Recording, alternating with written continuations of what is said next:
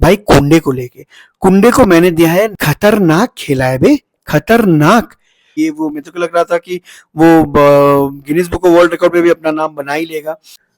What is up guys, welcome back to the channel, welcome back to another video। और आज हम लोग बात करेंगे जो बार्सिलोना का हिस्टोरिक डोमेस्टिक ट्रेबल सीजन रहा है उसमें कौन से प्लेयर का कितना रोल रहा है, कितना इम्पैक्ट रहा है। और चैनल में फर्स्ट टाइम मैं प्लेयर रेटिंग करूंगा, वो भी फुल स्क्वाड का। 26 के 26 प्लेयर्स के हम लोग रेटिंग करेंगे और हम लोग देखेंगे कि कौन सा प्लेयर उभर के आता है और कौन सा प्लेयर सबसे इंपॉर्टेंट था बार्सिलोना का ये डोमेस्टिक ट्रेबल करने के लिए। ये वीडियो बनाने में टाइम इसलिए लगा क्योंकि मैंने हर एक प्लेयर के बारे में स्टैट्स देखा, हर एक प्लेयर का अवेलेबिलिटी देखा, तो मैंने एक इंडेक्स बनाया रेटिंग का जैसे होता है ना।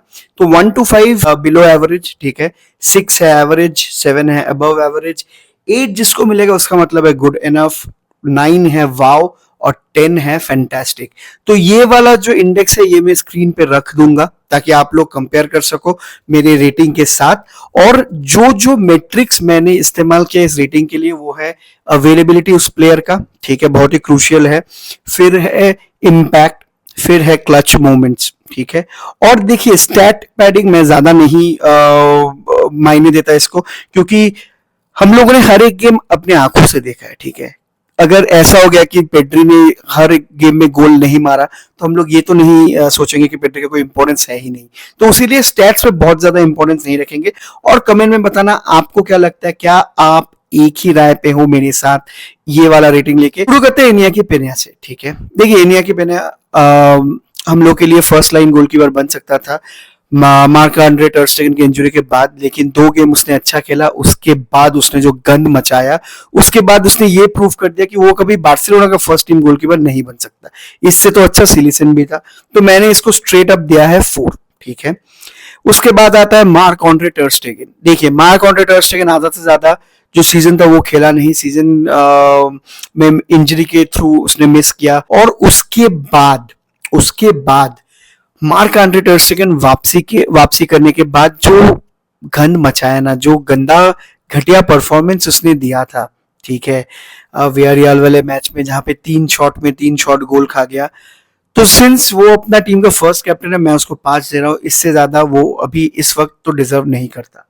इसके बाद बात करेंगे शेज़नी के बारे में, जो कि बहुत ही पिवोटल था हम लोग का ये वाला सीजन के लिए, ये वाले सक्सेस के लिए। हाँ उसने गलती किया, हाँ उसने रश ऑफ ब्लड दिखाया, हाँ उसने गलत टैकल किया, हाँ उसने पेनल्टी कंसीड किया, लेकिन उसने हम लोग को एक कामनेस दिया एट द बैक जो हम लोग बहुत दिन से मिस कर रहे थे, ठीक है। तो शेज़नी को मिलता है 8 मेरे तरफ से। इसके बाद आता है लेवांडोस्की। देखिए लेवांडोस्की का लास्ट वाला साल जब तकरीबन सितंबर से शुरू हुआ, नवंबर दिसंबर तक वो आग मूत रहा था। ये आपको भी पता है, ये मेरे को भी पता है। तब वो ऑलमोस्ट मतलब हर एक मैच में गोल कर रहा था, हर एक मैच में क्रूशियल कंट्रीब्यूशन रख रहा था। लेकिन जब सीजन क्रंच टाइम में हम लोग को उसको सबसे जरूरत हुआ, जब हम लोग को इंटर मिलान के साथ उसको चाहिए था, जब हम लोग को रियल मैड्रिड के साथ उसको चाहिए था, तब उसने इंजरी के चलते हुए वो सब सारे गेम्स मिस किए। लेकिन जितना भी उसने खेला उसने 40-45 गोल असिस्ट एवरेज दिया है इस साल, जीए दिया है इस साल। तो इसको मद्देनजर रखते हुए मैं 8 दूंगा। 9 या 10 नहीं देने का यही मामला है, क्योंकि उसने हगा भी है बहुत सारे मैच में। तो लेवा मेरे लिए 8। अंसु फाटी अगेन खेला ही नहीं, चांस नहीं मिला। जब वो चांस ले सकता था तब वो कुछ कर नहीं पाया, तब इंजरी होके बैठ गया, अवेलेबल ही नहीं रहता है बंदा, तो मैं उसको देता हूँ 5 विच इज बैंग एवरेज। उसके बाद आता है फरान टोरेस। फरान टोरेस लेके सबका परसेप्शन बहुत अलग था। हम लोगों ने सोचा था कि फरान टोरेस से नहीं हो पाएगा, फरान टोरेस को बेच देना चाहिए, ये तो स्कैम हो गया हम लोगों के साथ, ये तो सिटी ने स्कैम कर दिया, फलाना ढकाना। लेकिन Ferran Torres stepped up when it was required. देखिए बहुत सारे मैचेस बहुत अच्छा उसका नहीं गया, लेकिन कुछ कुछ मैचेस में ऐसे ऐसे गोल निकाले जहां से हम लोग क्रूशियल पॉइंट्स ले आ पाए। तो इसीलिए फरान टोरेस को मैं दूंगा 8। उसके बाद आता है Pau Victor. Again same story like Fati, लेकिन वो इंजरी प्रोन नहीं था, उसको इंजरी नहीं था, लेकिन for some reason Hansi Flick उसको ज्यादा ट्रस्ट नहीं किया, उसको ज्यादा खिलाया नहीं, तो इसीलिए हम लोग ज्यादा जज नहीं कर पाएंगे उसको, तो इसलिए मैं देता हूं उसको 5। नेक्स्ट है गावी। देखिए गावी के लिए क्या है बताए, गावी एक बहुत ही क्रूशियल इंजरी से वापस आए, एसीएल से वापस आए, उसको स्लोली इंटीग्रेट किया गया टीम में। नवंबर दिसंबर में जब वो वापसी कर रहा था तब ऐसा लग रहा था कि थोड़ा सा फिश आउट ऑफ वाटर है, लेकिन जैसे जैसे टाइम बीतता गया, जैसे जैसे जैन फेब मार्च ये सब टाइम आते गए, तो वो एक अच्छा सब के रोल में आता गया हैंसी फ्लिक की टीम में, और वो सेम इंटेंसिटी धीरे धीरे वापस ले आ रहा है इस टीम में, जो बहुत बढ़िया से हम लोग को चाहिए नेक्स्ट सीजन के लिए। रिमेंबर वन थिंग दोस्तों, अगर गैवी अपने फुल पोटेंशियल में खेलता है तो एनी मिडफील्ड को वो बॉस करेगा, एनी मिडफील्ड को वो डिसरप्ट करेगा, और वो ऐसा इंटेंसिटी और ऐसा प्रेसिंग लाएगा ना अप टॉप, जो देख के आप हम सब फिर से दीवाना बन जाएंगे। तो गावी के लिए 7। इसके बाद आता है फ्रैंकी डियोंग। अब ये थोड़ा कंट्रोवर्शियल हो सकता है।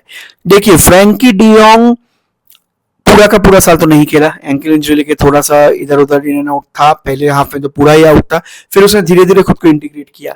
जब पहले पहले आया तब वो फुल पोटेंशियल में नहीं खेल पा रहा था, क्योंकि उसे फिर भी महसूस हो रहा था एंकल में वो इंजरी। लेकिन जैसे जैसे बंदे ने गेम टाइम इंक्रीज किया, वैसे वैसे उसने मार्क कसाडो को फेज आउट कर दिया, जो एक टाइम पे मतलब वो हम लोग उसे हटा ही नहीं सकते थे, उसको रिप्लेस कर दिया फ्रैंकी डियोंग, और हम लोग को फिर से दिखाया कि क्यों है वो one of the best in the world right now, वो पोजीशन पे जहां पे वो डीप लाइंग प्ले मेकिंग से प्रोग्रेशन भी कर सकता है। और सबको पता है अगर फ्रैंकी फुल अपने दम पे खेल रहा है तो he is an unstoppable player. तो फ्रैंकी के लिए मैं दे रहा हूं 8, क्योंकि जितना उसने खेला है घमासान इंपैक्ट डाला है। अगर वो और अवेलेबल रहता तो शायद ये स्कोर 9 तक आराम से चला जाता। अब बात करेंगे डैनी ओल्मो का। देखिए डैनी ओल्मो जब पहले आया था तब बहुत ही अच्छा इंपैक्ट था, इमीडिएट इंपैक्ट था, हम लोग को बहुत सारे मैचेस भी जिताए, ऐसे 9 या 11 पॉइंट्स डैनी ओल्मो ने इस लीग में जिता दिया। तो उसका जो इम्पैक्ट है वो मतलब वो आप मैं वो मना नहीं कर सकते कि नहीं, हम लोग डिनाई नहीं कर सकते फ्रैंक ओल्मो के बगैर चल जाएगा। जब एक टाइम पे ओल्मो नहीं था ना, तब हम लोग को लग रहा था कि एक नंबर 10 का जो कमी है वो हम लोग महसूस कर रहे हैं। लेकिन उसके बाद रजिस्ट्रेशन का जो लालिगा ने नाटक किया, जो एंटी एस्टेब्लिशमेंट हम लोग को फाइट हमेशा करना पड़ रहा है, उसके लिए उसका थोड़ा मेंटेलिटी भी वीक हो गया, और इसके चलते ओल्मो थोड़ा सा इधर उधर डगमगा गया।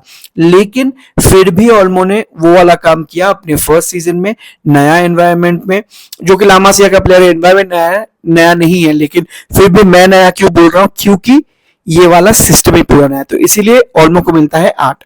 फर्मिन लोपेज अगेन सीजन के स्टार्ट में थोड़ा इंटीग्रेशन में प्रॉब्लम हो रहा था, क्योंकि चोट से वापस आया था बंदा, बहुत खेल के भी आया, ओलंपिक मेडल वेडल जीत के, लेकिन जैसे जैसे उसने अपना दबदबा बनाया, हैंसी फ्लिक को पता चल गया कि ये सुपर सब के लिए बिल्कुल रेडी है, और ये गोल स्कोरिंग सुपर सब है, ये वो रन हम लोग को देता है जो और कोई नहीं देता इस टीम में। इस प्रोफाइल का प्लेयर अभी हम लोगों के पास नहीं है, तो इसलिए फर्मिन लोपेज को भी 8 आउट ऑफ 10। इसके बाद बात करते हैं पेड्री को। भाई पेड्री को लेके क्या बात करूं, मैं एक अलग से वीडियो ही बना दिया ओ माई पेड्री बोल के। अगर अभी तक नहीं देखे और चैनल पे नए हैं तो प्लीज जाके वो वाला वीडियो चेक कीजिए और बताइए आपको क्या लगता है पेड्री के बारे में। देखिए पेड्री के लिए मैं एक ही बोलूंगा, 10 on 10 परफॉर्मेंस। अगर पेड्री नहीं है तो इस टीम में जान नहीं है, पेड्री है तो इस टीम में जान है। पेड्री ही इंजन है हम लोग के टीम का। पेड्री वो सब कुछ कर सकता है जो आप सोच भी नहीं सकते, और पेड्री वो सब कुछ कर ही रहा है जो आप सोच सकते हो। ठीक है ना हो। इसके बाद हम लोग आएंगे कसाडो को लेके। कसाडो एक ऐसा प्लेयर है जो बहुत ही पिवोटल था हम लोग के लिए, और उसने अच्छा खेला बार्सिलोना के लिए, जो कि है 8 रेटिंग मिलता है उसको। मेरे तरफ से थोड़ा चोट लग गया था उसको सीजन के लास्ट में, तो इसलिए खेल नहीं पाया, तो दैट्स फाइन। कसाडो के लिए 8। टोरे के लिए मैं 5 बोलूंगा, फिर से एक ही लॉजिक है, ज्यादा चांस मिला नहीं बंदे को, तो ही goes on to get a 5 from my end. अब बात करेंगे बर्नाल। अब बर्नाल को मैंने 7 दिया है अबव एवरेज, क्योंकि जितना भी 3 मैच उसने खेला था ना, उसने दिखाया कि सिंगल पिवट में क्या बेहतरीन प्लेयर है। अगर एसीएल टीयर नहीं होता ना तो इस प्लेयर का रेटिंग लिख के ले लो 9 जरूर जाता इस साल। तो नेक्स्ट साल के लिए वेट करेंगे और देखेंगे क्या होता है। ठीक है, इसके बाद बात करेंगे भाई कुंडे को लेके। कुंडे को मैंने दिया है 9 आउट ऑफ 10। खतरनाक खेला है बे, खतरनाक। कितने सारे उसने मतलब रिकॉर्ड सारे ब्रेक कर दिए, नॉन स्टॉप खेलने का रिकॉर्ड, ये वो मेरे को लग रहा था कि वो Guinness book of world record में भी अपना नाम बना ही लेगा। बेहतरीन खेला है एक सेंटर बैक जो कि राइट बैक में अडेप्ट करके राइट बैक में खेल रहा है, अभी असिस्ट दे रहा है, अभी ओवरलैपिंग रन डाल रहा है, अभी वो लमीन यमाल के साथ उसका बहुत बढ़िया तालमेल रह रहा है। तो इसके लिए कुंडे का सॉलिड सीजन था। हालांकि ये 10 मैं इसलिए नहीं दिया क्योंकि क्रूशियल टाइम में वो सारे मैचेस में वो नहीं था, तो इसीलिए 9/10 फॉर कुंडे। अराहो क्या ही बताओ, फिर से कॉस्टली मिस्टेक जो हम लोग को सेमीफाइनल में कॉस्ट कर गया, आप कुछ बोल नहीं सकते। और उसको लेके इन एंड ऑफ रहा चोट के लिए, लेकिन अराहो के लिए मैं सिर्फ 4 ही दूंगा। मुझे लगता है 4 is something that he deserves, not more than that. Raphinha के लिए अगेन 10/10 परफॉर्मेंस, क्योंकि एक ही सिंपल लॉजिक है भाई, रफीनिया ने क्लच किया है, क्लच तो किया है। एक ऐसा प्लेयर जो आपको हर उस टाइम पे गोल दिया है, हर उस टाइम पे क्लच किया है जहां पे आपको चाहिए था। तो इसलिए मैं रफीनिया को 10/10 देता हूं, और इसलिए मैं ये भी बोलता हूं कि Raphinha should definitely be on that Ballon d'Or podium as one of the top contender. तो रफीनिया का टॉप क्लास सीजन 10/10। इसके बाद आता है कुबारसी। कुबारसी को मैं दे रहा हूं 9/10, क्योंकि भाई एक लमीन को लेके आप लोग बात करें 17 साल, ये साल वो साल, कुबारसी भी 18 साल का ही हुआ है जस्ट। और 18 साल की उम्र में एक स्टार्टिंग सेंटर बैक बनना बार्सिलोना के लिए, वो बॉल प्लेइंग एबिलिटी, वो लाइन ब्रेकिंग पास डालने का एबिलिटी, वो एरियल प्रेजेंस अनपैरेलल है। तो इसलिए मैं कुबारसी को दूंगा 9/10।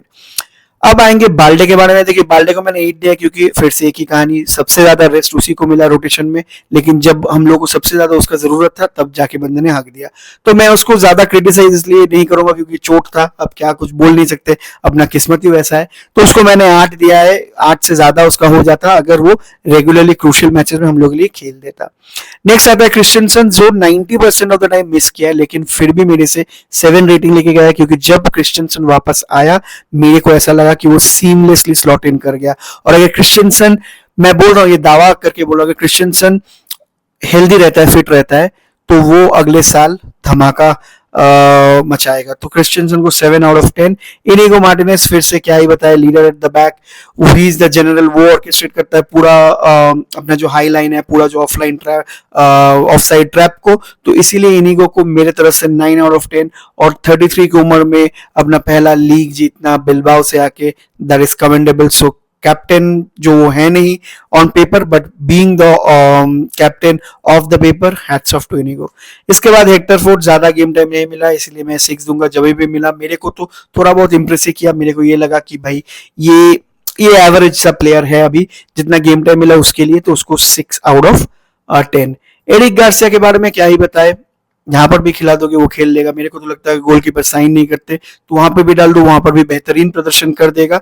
तो एरिक गार्सिया को 8/10, इसीलिए भी 8/10 क्योंकि वो जो सॉलिडनेस हम लोग को दिखा रहा है ना राइट बैक में, जिसके चलते शायद हम लोग राइट बैक साइन ही नहीं करे, उसको रिप्लेसमेंट ले ले कुंडे का। तो इसलिए big shout out to Eric Garcia, 8/10। इसके बाद जेरार्ड मार्टिन, क्या ही बताया भाई, उसने क्या ही बताया, और कुछ बता ही नहीं सकते। ऐसे मैच में उसने लेट डाउन कर दिया कि हम लोग को बहुत कुछ खोना पड़ा। तो उसी मैच में फिर से रिडेम्पशन भी डाल दिया।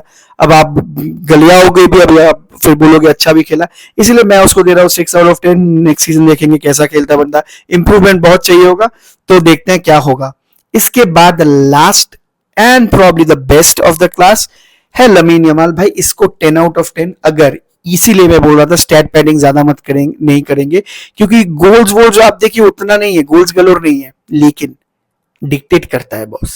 एक ही बात मैं बोलूंगा, मैच को डिक्टेट करने का क्षमता रखता है, मैच को अपने आप में बदलने का क्षमता रखता है, ऑपोजिशन से 3 या 4 प्लेयर को खींचने का क्षमता रखता है, और ड्रिबल पास करके निकलने का क्षमता रखता है।